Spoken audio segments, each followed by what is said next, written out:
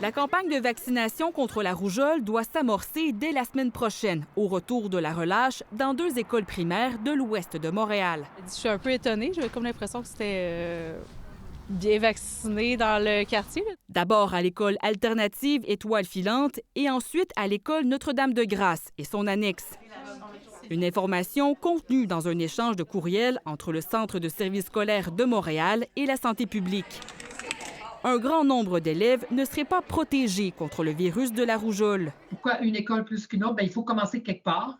L'objectif est de rehausser le taux de vaccination contre le virus en vue d'atteindre le seuil requis de 95 %.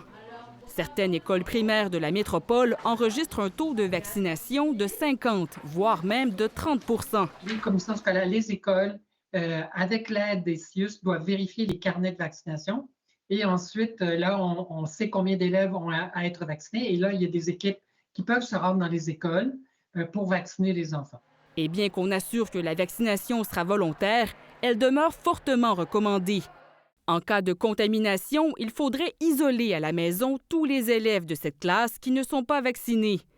Et ce, durant 14 jours, précise la santé publique. Une augmentation des ondes. Pour sa part, le docteur Luc Boileau envisage déjà d'élargir la campagne de vaccination à l'extérieur de Montréal. Et on va progresser pour faire vraiment tout le milieu scolaire de la grande région de Montréal, Montérégie, Laval, Québec, donc les régions où est-ce qu'il pourrait y avoir des lieux plus à risque d'une contagion.